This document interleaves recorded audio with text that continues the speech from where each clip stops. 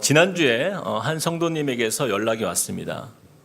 어머님께서 소천하실 날이 얼마 남지 않은 것 같은데 어머님을 위해서 기도를 부탁하는 것이었어요.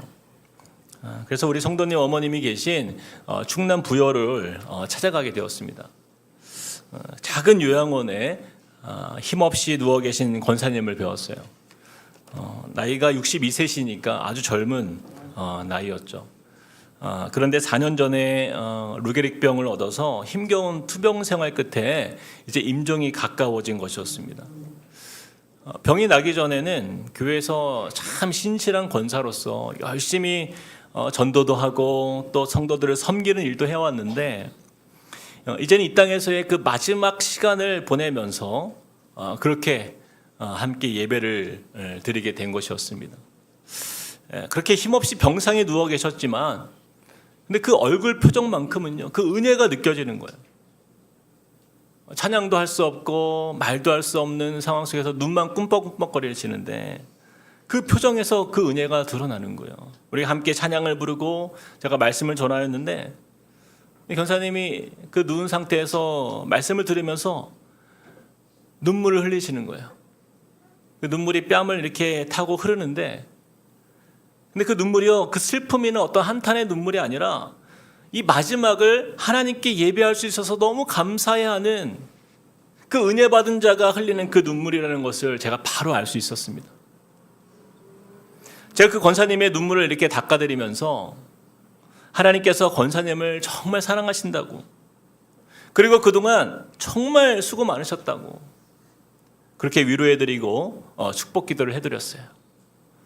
그렇게 마지막 예배를 마치고 제가 이제 신갈에 올라왔는데 다음날 아침에 일찍 연락이 온 거예요. 놀랍게도 그날 그 예배를 드리고 나서 그 다음 새벽에 소천하셨다라는 소식이었어요. 근데 제가 그 순간 저도 모르게 이런 고백이 나왔어요. 하나님 정말 감사합니다. 하나님 감사합니다.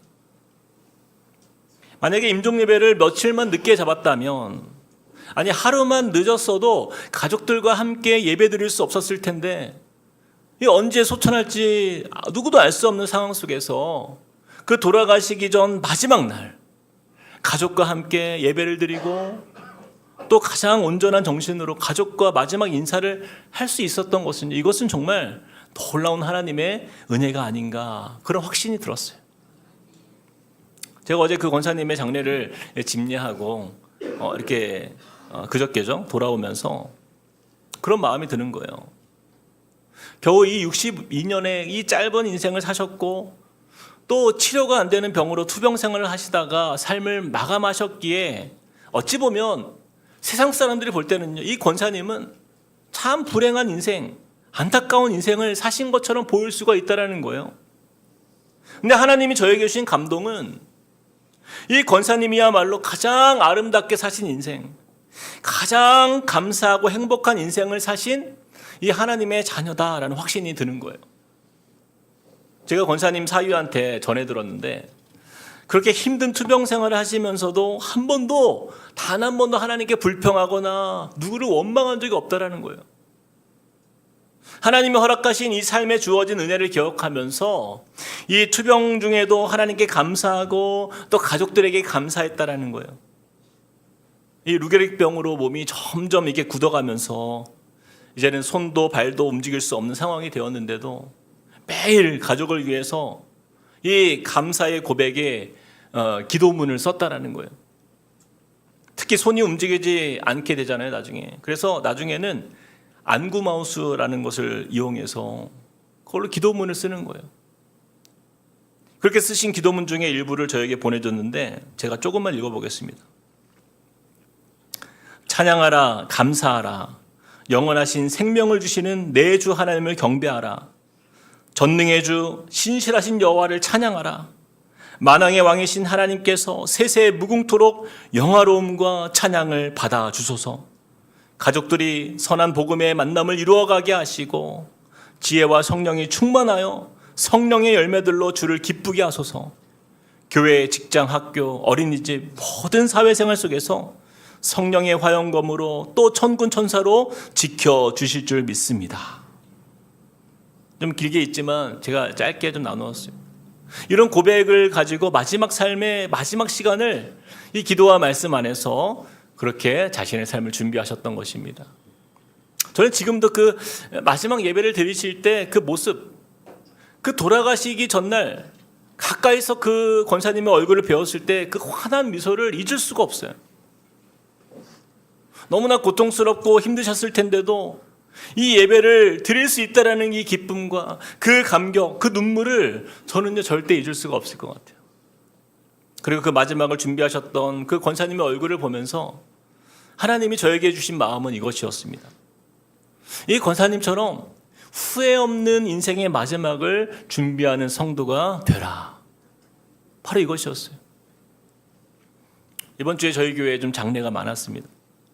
제가 이번 주에 만난 모든 우리 유가족들 그리고 우리 조문하러 오신 성도님들 앞에서 말씀을 전할 기회가 참 많았어요.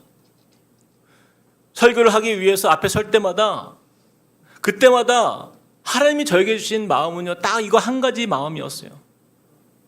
저와 여러분 모두는 다 이 세상을 떠나게 될 텐데 결코 후회 없는 인생의 마지막을 준비하는 성도로 오늘을 살아가게 하소서. 오직 이것을 위해서 제가 기도가 되었어요. 그렇습니다. 우리 인간은요 이 땅에서 잘 살아가는 것도 중요하지만 우리 모두는 언젠가 반드시 권사님처럼 우리도 이 세상을 떠나는 날이 반드시 있다라는 사실을 우리가 기억해야 된다는 거예요.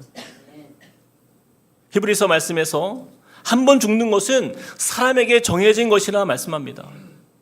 그러므로 언젠가 맞이하게 될 이 죽음에 대해서 우리가 바른 의미를 가지고 준비하며 살아갈 때에 비로소 우리는 삶의 존재의 의미가 깨달아지고 또 우리 삶의 중요한 가치를 잃어버리지 않는 그런 믿음의 사람이 될 수 있다는 것이에요.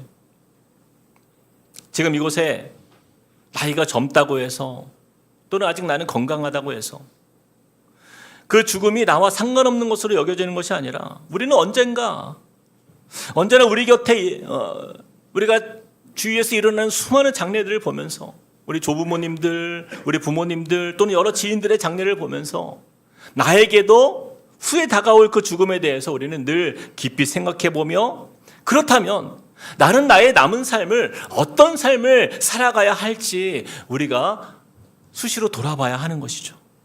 그래서 우리는 이 단어를 좀 기억할 필요가 있어요. 메멘토 모리, 메멘토 모리. 자신이 언젠가는 죽는다는 건 사실을 기억하라. 이 메멘토 모리라는 단어예요. 메멘토 모리에서 메멘토는요 기억하라라는 단어고요. 모리라는 단어는 죽다라는 단어예요. 죽음을 기억하라. 자신이 언젠가는 죽는다는 사실을 우리는 늘 기억해야 돼요. 이 메멘토 모리라는 단어의 유래를 제가 찾아보니까 이 로마 제국 시대에 장군이 전쟁에서 승리를 한 후에 개선행진을 할 때에 그 뒤를 따르는 그 노예들이요 그 뒤에서 외쳤던 말이라고 합니다. 메멘토 모리, 메멘토 모리. 너도 결국 죽을 인간이다. 교만하지 말고 겸손하라 이 뜻이에요. 아무리 큰 전쟁에서 승승장구하고 큰 업적을 이루고 위대한 일로 자랑할 만한 명예를 얻어도 결국 자신이 언젠가는 죽는다는 사실을 기억하게 하는 거예요. 자신이 유한한 인생이며 또 교만하게 헛된 삶을 살지 못하도록 경고하는 역할을 했던 것, 바로 그것이 이 메멘토 모리라는 단어예요. 그래서 이 메멘토 모리의 정신이요 중세 기독교에서 신앙을 가진 믿음의 선조들이 이 교회에서 여러 것들로 이 메멘토 모리의 정신을 이어가기 위해서 애를 써왔다는 거예요.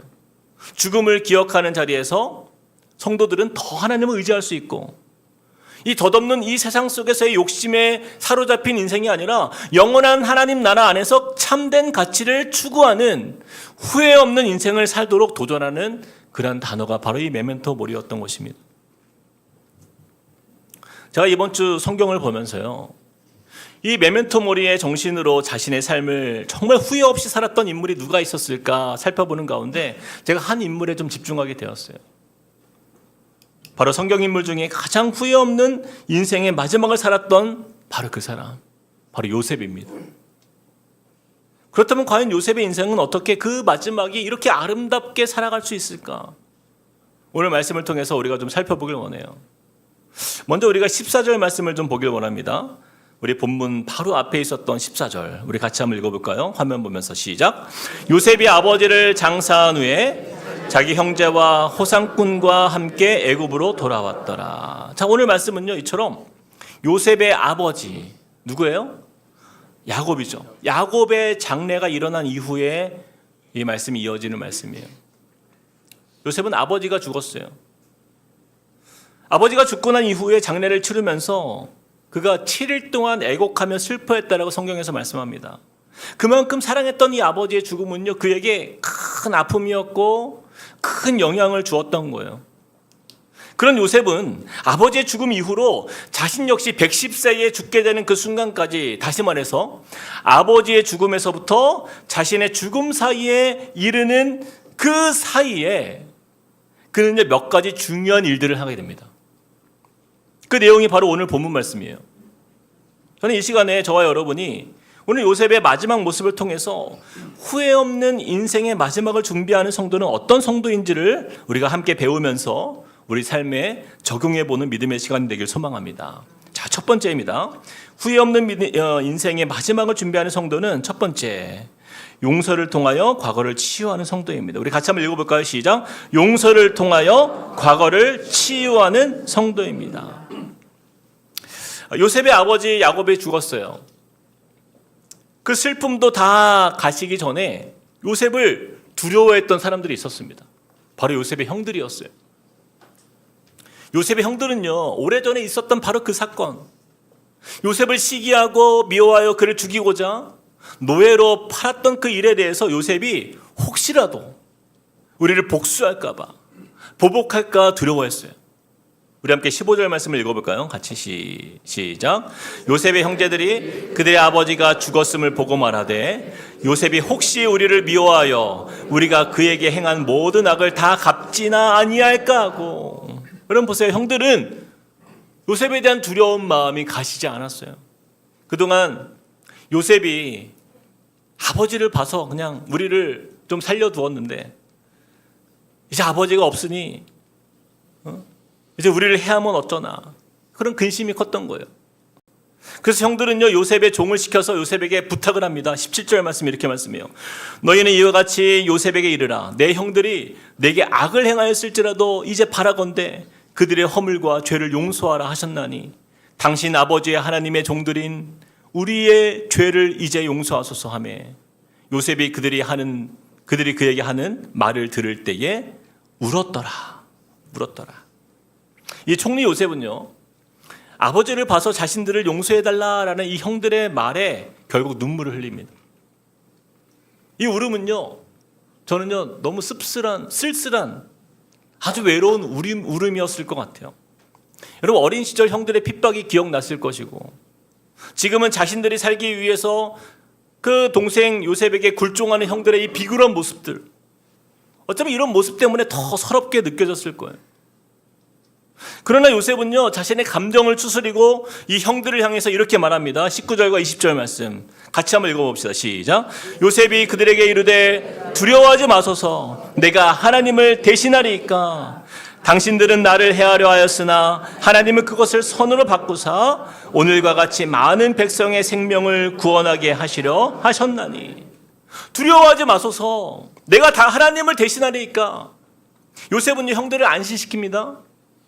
그리고 요셉은요 당신들은 나를 해하려 하였으나 하나님은 그것을 선으로 바꾸어 주셨다라는 거예요. 오늘과 같이 많은 백성의 생명을 구원하시도록 나를 이 자리에 세우셨다라는 것을 고백합니다. 요셉은요 자신의 인생을 어렵게 만든 사람들을 원망하기보다는 이 모든 일이 다 하나님의 계획 안에서 이루어졌다라는 것을 믿고 그들을 용서하게 된 것이에요. 결국 이 요셉의 용서는요 형들을 용서하였을 뿐만 아니라 자신의 과거도 함께 치유되는 은혜를 입는 거예요. 이처럼 후회 없는 인생을 살아가는 성도는요 어떤 방법으로도 인간의 악이 하나님의 구원 역사를 이길 수 없다는 믿음으로 살아가는 성도인 줄 믿으시길 축복합니다. 하나님의 계획은요 더 크고 원대하기 때문이에요. 하나님의 섭리를 믿는 사람은 자신의 고백의 주어가 내가 아니에요. 하나님이에요. 하나님. 내가 용서하는 것이 아니라 하나님이 주신 그 용서로 그들을 용서하는 거예요.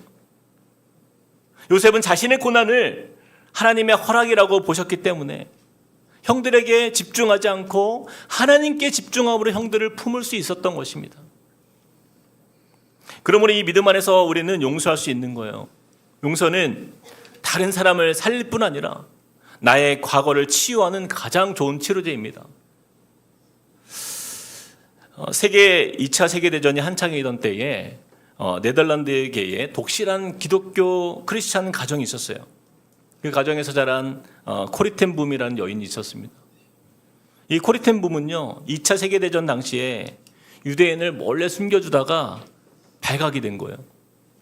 그래서 그녀의 언니 벳지와 함께 이 코리텐붐은 나치에 의해 체포가 됩니다. 수용소에서 언니 벳지는요, 학대와 고문과 굶주림으로 죽음에 이르게 돼요. 그리고 코리텐붐만 기적적으로 살아나게 됩니다. 이 전쟁이 끝났어요. 그래서 코리는요, 그동안 자신이 겪었던 그 일들을 하나님 안에서 다시 재해석하면서 하나님의 사랑과 복음을 세상 사람들에 전하는 전도자가 되어서 간증 집회를 다니게 됩니다. 자, 그런데 어느 날 독일 뮌헨에서 집회를 하게 되었는데, 집회가 마쳐진 후에 한 중년 남성이 이 코리텐붐에게 다가온 거예요. 그리고 이렇게 말한 거예요. 저는 라벤스브리크에서 경비병이었습니다. 저는 이제 기독교인이 되어서 하나님께 내 죄를 고백했습니다. 하지만 당신에게도 용서를 받고 싶습니다. 나를 용서해 주실 수 있겠습니까? 이렇게 물어본 거예요. 근데 코리텐붐은요, 그 순간 그 남자를 바로 알아보았다고 해요.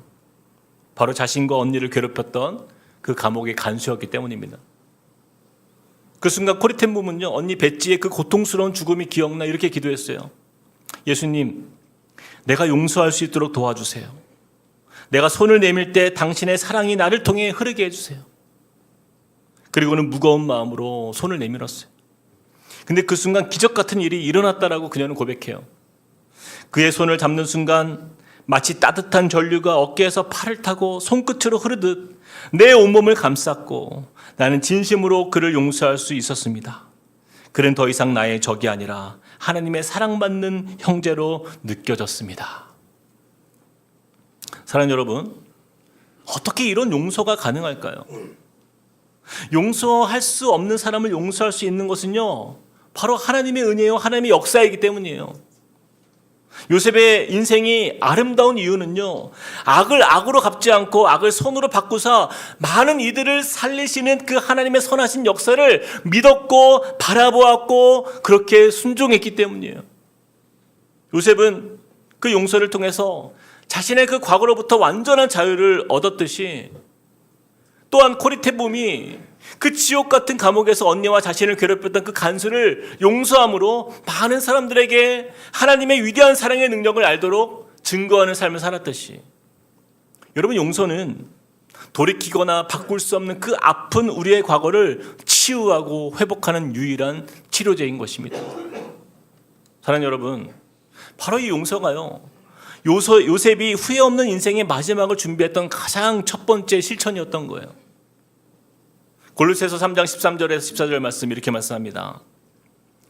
같이 한번 읽어볼까요? 시작. 누가 누구에게 불만이 있거든 서로 용납하여 피차 용서하되 주께서 너희를 용서하신 것 같이 너희도 그리하고 이 모든 것 위에 사랑을 더하라. 이는 온전하게 매는 띠니라.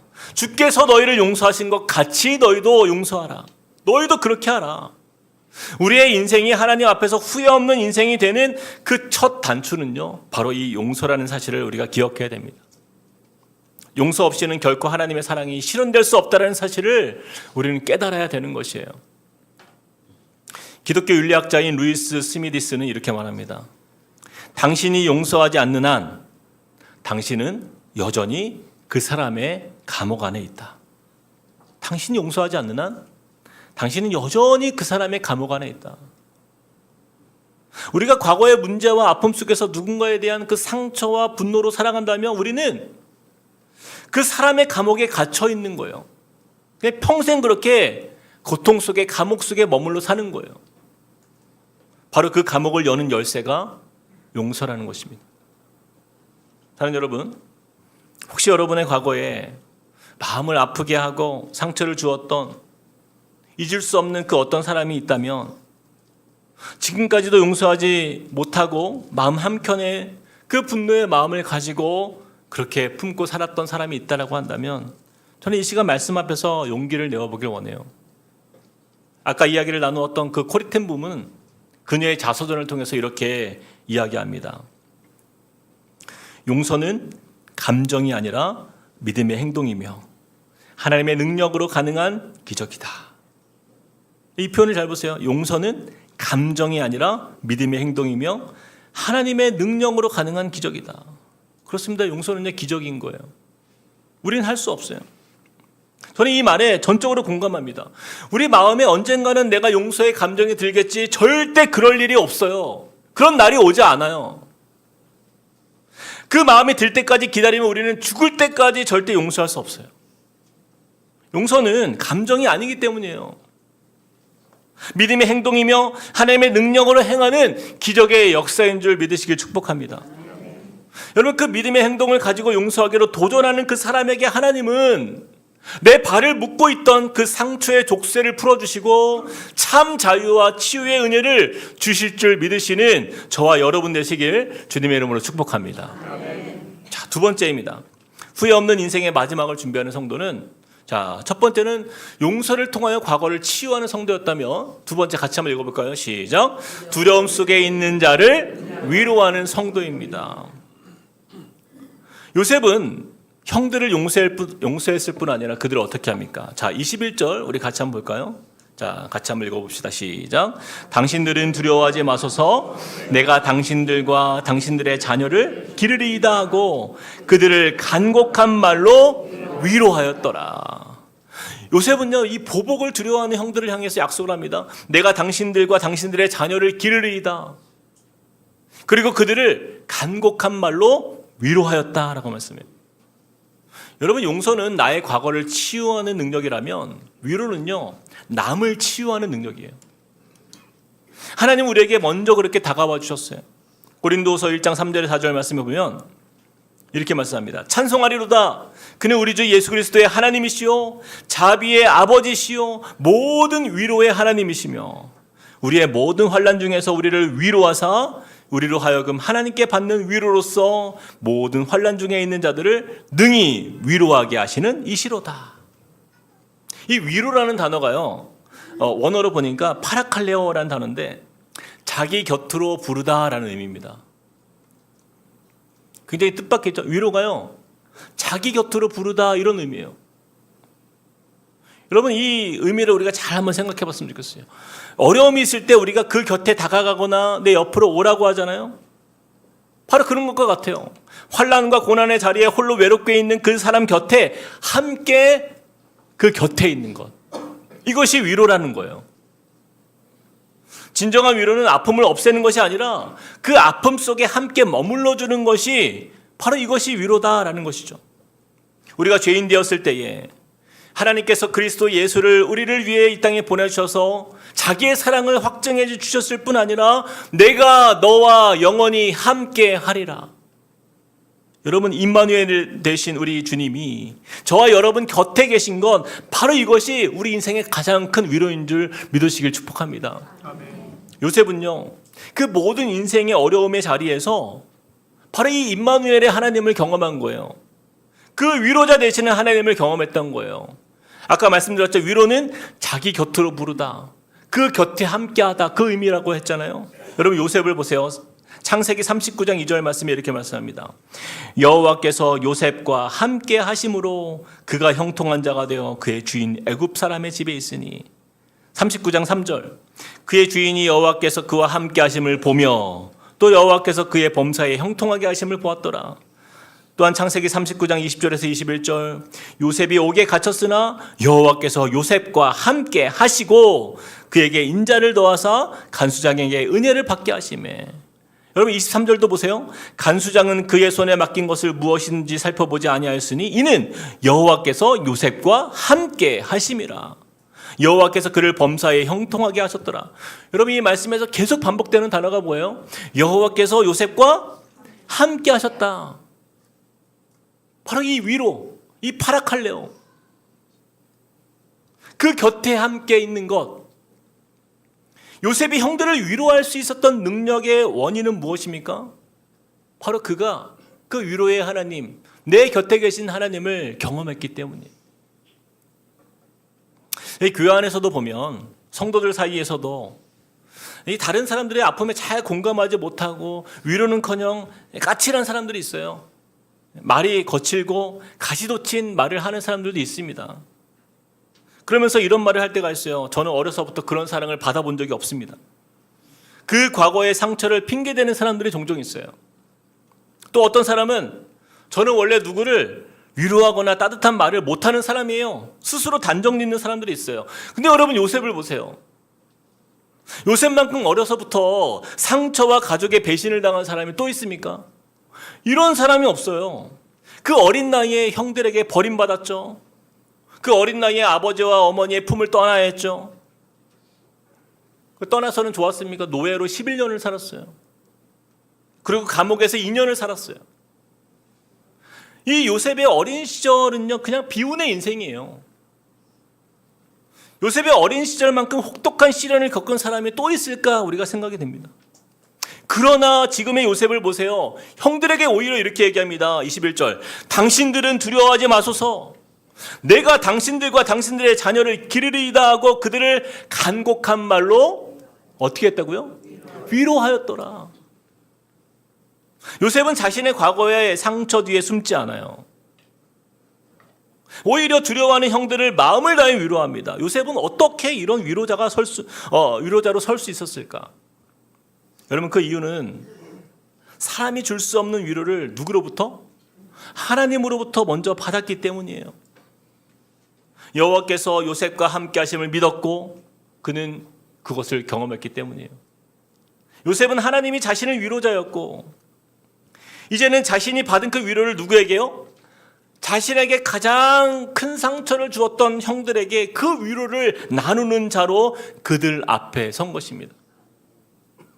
우리도 교회에서 보면요, 가장 성숙한 사람이요, 누구입니까? 바로 위로하는 사람이에요. 위로하는 사람. 우리 지난주처럼 이 교회 안에 장례가 날 때가 있어요. 그럼 제가 여러 장례식을 다니게 될 때마다 꼭 함께 하시는 우리 성도님들이 계십니다. 우리 장로님들, 권사님들, 우리 집사님들. 뭐 저야 목사니까 당연하게 장례에 함께 참여하는 것이죠. 그러나 이분들은요, 그럴 이유가 없어요. 유가족과 어떤 관계가 있는 것도 아니고 목적은 하나예요. 딱 하나. 유가족을 위로하기 위해서 일부러 시간 내서 함께 오시는 거예요. 같이 예배 드려주시고 함께 마음을 다해서 유가족을 위로해 주십니다.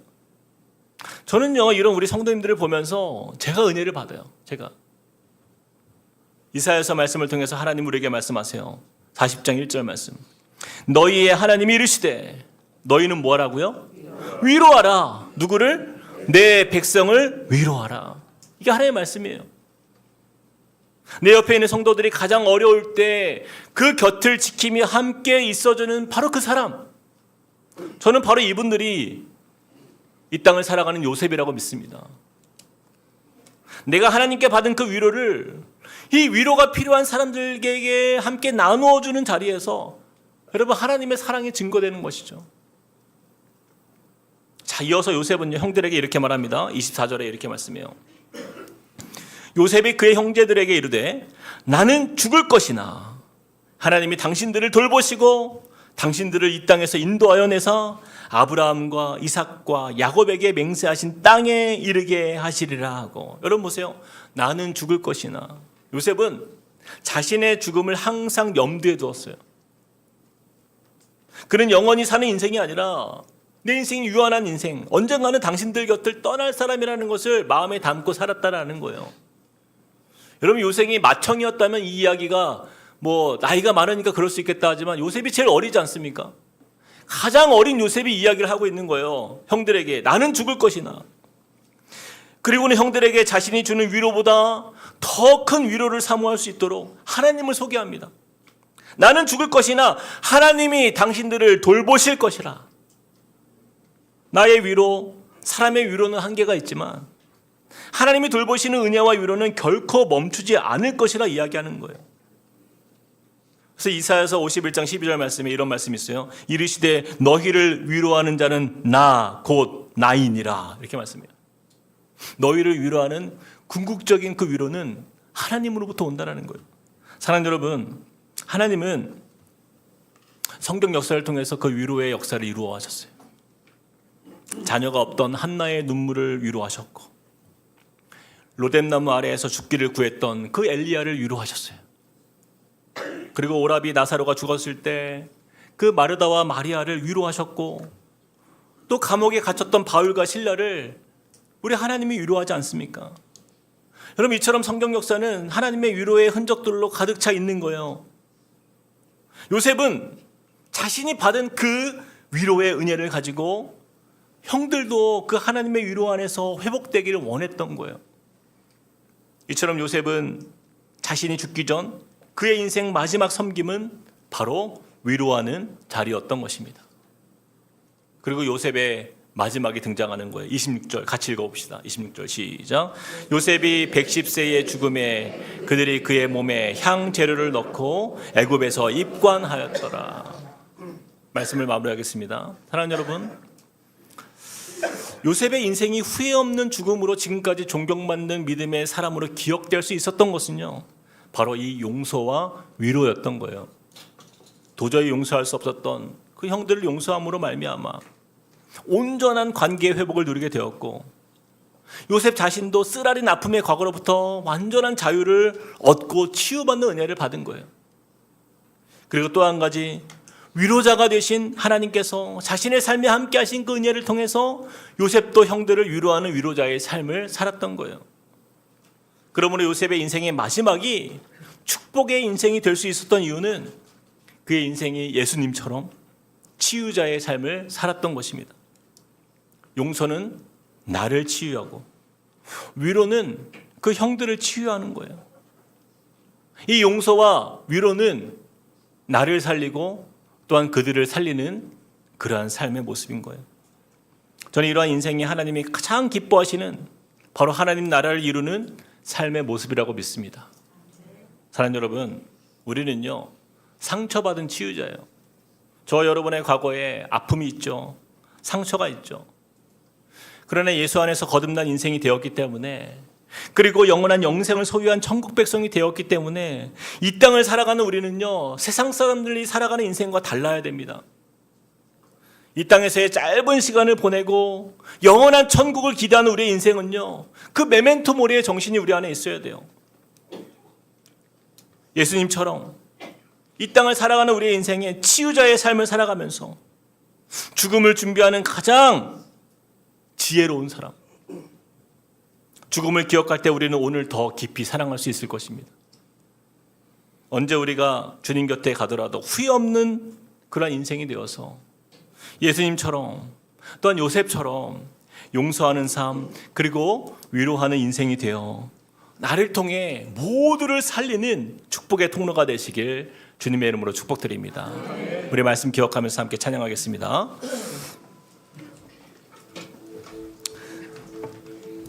우리 은혜라는 찬양 함께 불렀으면 좋겠어요.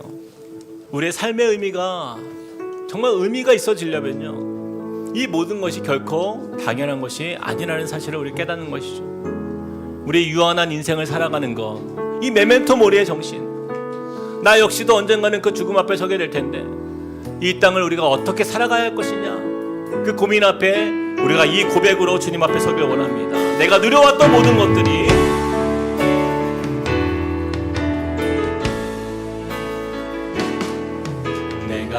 누려왔던 모든 것들, 내가 지나왔던 모든 시간이, 내가 지나왔던 모든 시간이, 내가 걸어왔던 모든 순간이, 내가 걸어왔던 모든 순간, 당연한 것 아니라 은혜였소. 당연한 것 아니라 은혜였소. 아침 해가 뜨고 저녁에 노을, 아침 해가 뜨고 저녁에 노을, 봄의 꽃향기와 가을의 열매, 봄의 꽃향기와 가을의 열매, 변하는 계절의 모든 순간이 변하는 계절의 모든 순간 당연한 것 아니라 은혜였소. 당연한 것 우리 그 은혜를 기억합시다. 모든 것이 은혜, 모든 것이 은혜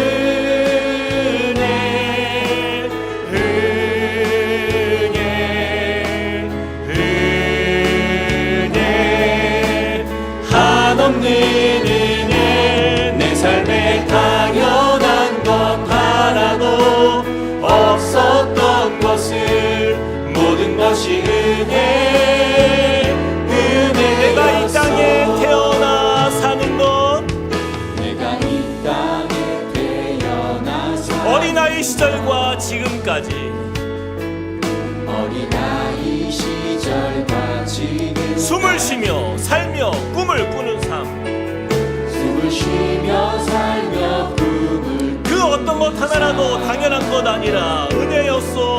당연한 것 아니라 은혜 내가 하나님의 자녀로 살며 내가 하나님의 자녀로 살며 오늘 찬양하고 예배하는 삶, 오늘 찬양하고 그럼 이것이 축복이에요. 복음을 전할 수 있는 그 축복이 복음을 전할 수 당연한 것 아니라 이 모든 것이 우리 하나님의 은혜인 줄 믿습니다. 당연한 것 아니라 우리 함께 고백합시다. 모든 것이 은혜, 모든 것이 은혜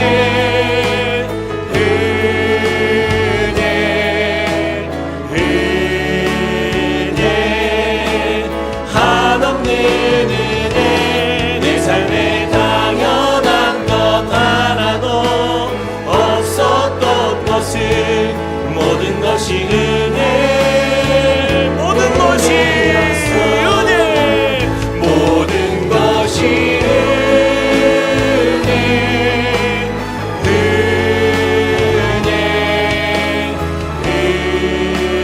은혜 한없는 은혜 내 삶에 당연한 것 하나도 없었던 것을 모든 것이 은혜였소. 우리 같이 이 시간에 기도할 때요, 여러분 요셉이 형들에게 이야기합니다. 나는 죽을 것이나 하나님이 당신들을 돌보실 것이라. 이 요셉의 삶은 항상 자신의 마지막을 가장 하나님의 말씀 앞에서 은혜로운 인생이 되기를, 하나님 앞에서 아름다운 인생이 되기를 소망했던 인생입니다. 여러분, 우리가 이 세상을 영원히 살 것처럼 살아가는 사람이 가장 미련한 사람이에요. 우리가 이 시간에 내 삶이 언제 주님이 부르시더라도 후회 없는 인생이 되려면 바로 이 요셉의 모습처럼 두 가지, 나를 살리고 내 주위에 있는 성도들, 사람들, 가족들을 살리는 것, 그것이 바로 용서와 위로입니다. 하나님, 죽음 앞에서 우리가 무엇이 중요하겠습니까? 무슨 내 자존심이 중요합니까? 무슨 돈이 중요하고 세상 것이 중요합니까?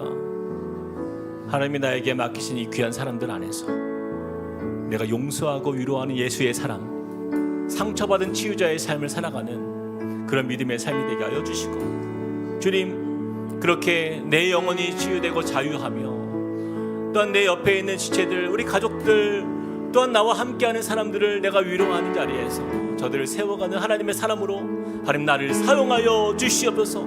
그러한 후회 없는 아름다운 인생을 살아가는 믿음의 삶이 되게 달라고 같이 한번 주여 한번 외치고 기도하겠습니다. 주여.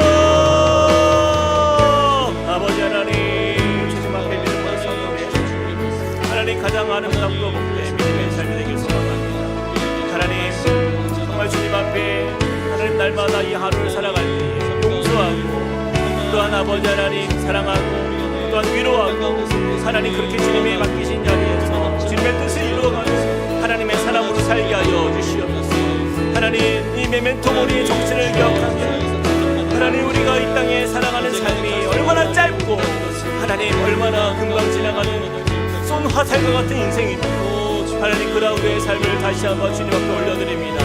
하나님 주님 앞에 살아가는 우리의 삶이 헛되고 후회되는 것들로 가득한 인생 되지 않도록 주님 역사하여 주셔서 하나님의 은혜로 가득한 역사, 하나님의 임재가 넘치는 역사 바로 우리 가운데 일어나게 하여 주시옵소서. 하나님의 은혜가 하나님 나의 삶을 덮게 하여 주셔서 그동안 내가 살아왔던 모든 시간들 속에 주님의 일하심과 선하심을 보게 하여 주시고 그 사랑 안에서 함께 마음을 모아가는 믿음의 사람으로 우리를 세워주시고 인도하여 주시옵소서. 하나님 그 은혜가 우리를 덮게 하여 주시옵소서. 하나님 그 은혜로 우리가 살게 하여 주시옵소서. 오늘도 우리 가운데 일하시는 주님을 믿습니다. 하나님 역사하시는 주님을 우리가 바라봅니다. 하나님 그 역사하시는 그 사랑이 하나님 우리의 모든 삶과 가정을 덮게 하여 주시옵소서. 우리의 마음을 채우시는 우리의 삶을 채우시는 은혜 하나님 그 은혜가 바로 하나님이 우리 가운데 이끄시는 인생인 줄 믿습니다. 하나님 그 주님 안에서 우리가 담대한 믿음의 삶을 살아가게 하여 주시옵소서. 하나님 연약한 우리의 인생 하나님 죄 많은 우리의 인생 속에 하나님 헛된 것으로 낙심하는 사람을 하나님 구애하는 인생 되지 않도록 주여 도와주시옵소서. 우리 제가 한 번 더 기도할 때에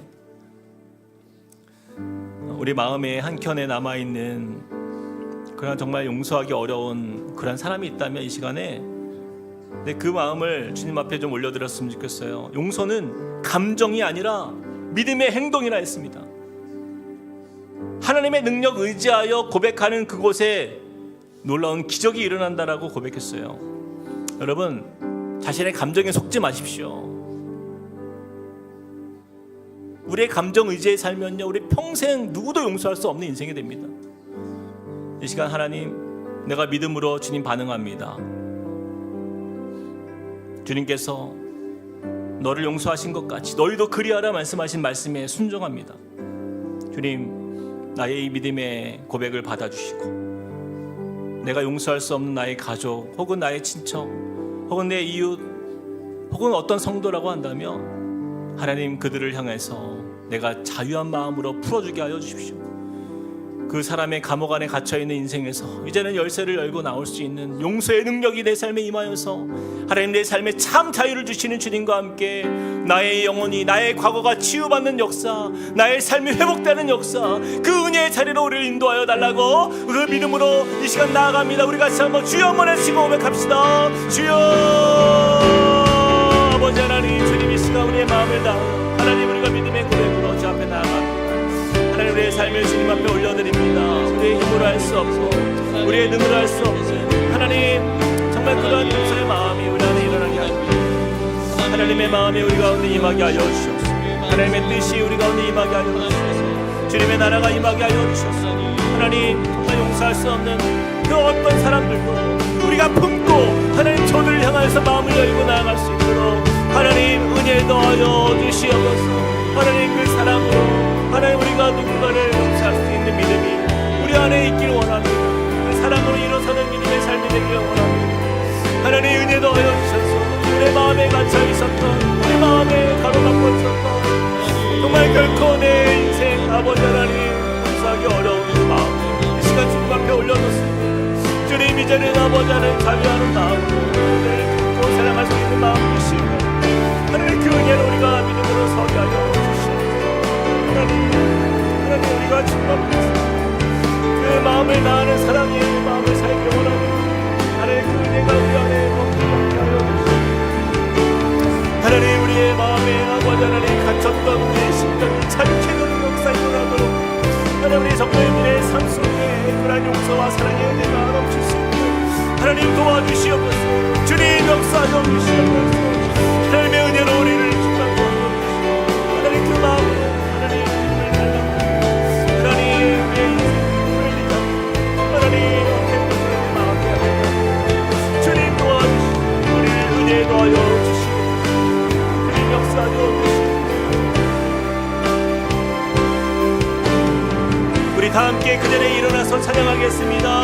주가 보이신 생명의 길 주가 보이신 생명의 길 나 주님과 함께 상한 마음 드리며 상한 마음을 드리며 주님 앞에 나가리 나의 의로움이 되시고 의로움이 되신 그 이름 예수 그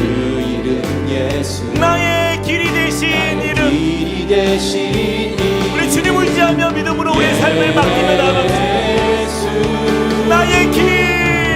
나의 길 오직 그가 아시나니 나를 발견하신 후에 내가 정금같이 나오리라. 우리 한 번 더 고백합시다. 주가 보이신 생명의 길 나 주님과 상한 마음을 드리며 주님 앞에 나가리. 나의 의로움이 되신 주 그 나의 길이 되신 이름 나의 길이 되신 이름 예수. 나의 길 오직 그가 아시나니 나를 발견하신 후에 내가 정금같이 나오. 나의 길 오직 그가 아시나니 나의 길 오직 그가 아시나니 나를 발견하신 후에 내가 정금같이 나오리. 하나님 사랑의 눈으로 하나님 사랑의 눈 너를 어느 때나 바라보시고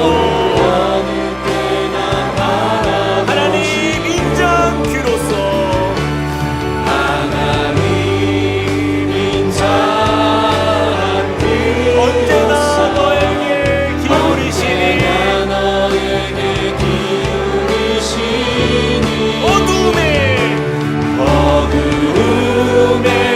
밝은 빛을 비춰주시고 너의 작은 신음에도 응답하시니 너는 어느 곳에 있든지 주를 향하고 주만 바라보지라. 주만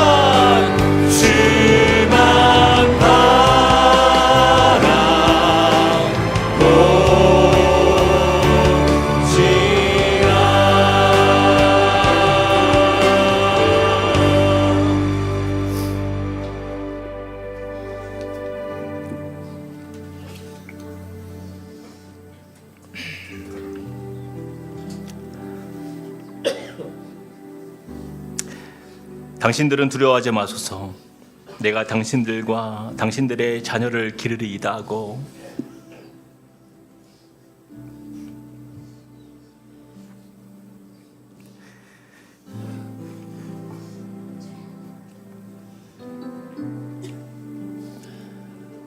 그들을 간곡한 말로 위로하였더라. 아멘. 사랑의 하나님, 우리가 이 땅을 살면서 참 짧은 인생 삽니다. 덧없이 흘러가는 우리의 세월 속에 참 사랑하기도 부족하고 함께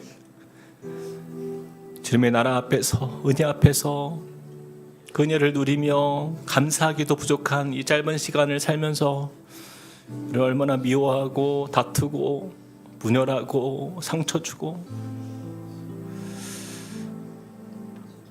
그럼 우리의 인생 위에 다시 한번 정말 후회 남는 인생 되지 않도록 하나님 오늘 말씀 앞에 우리가 나아갑니다.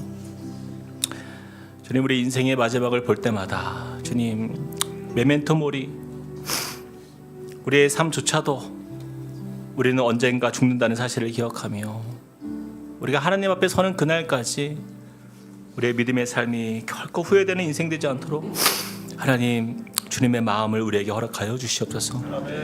주님, 요셉과 같이 그 마지막 시간을 용서하는 자리에서 자신이 가졌던 그 모든 과거의 아픔과 상처가 치유받는 자리로 그 형들의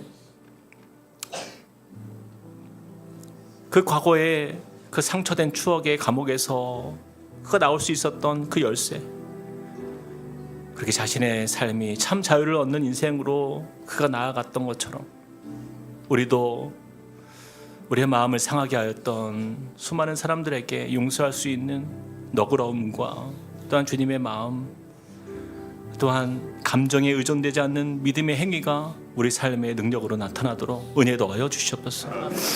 또한 하나님, 위로를 통하여서 우리 가정이 살길 원합니다.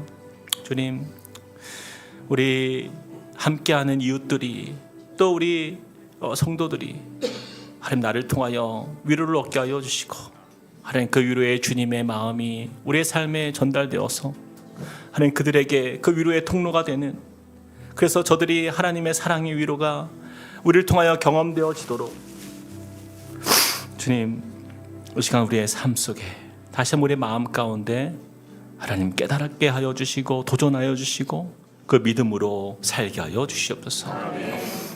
이제는 우리 주 예수 그리스도의 은혜와 하나님 아버지의 크신 사랑과 성령님의 감동 감화 교통하심이 또한 우리의 인생의 그 마지막이 결코 후회 없는 인생 되도록 우리의 삶을 주 앞에 올려드리며 그 말씀 앞에 반응하며 순종하며 주님의 뜻을 이루는 삶을 살기로 결단하는 주님의 백성들 머리 위에, 그리고 그 가정과 함께 꿈꾸는 교회 위에 이제로부터 영원토록 함께 하시기를 간절히 축원하옵나이다. 아멘.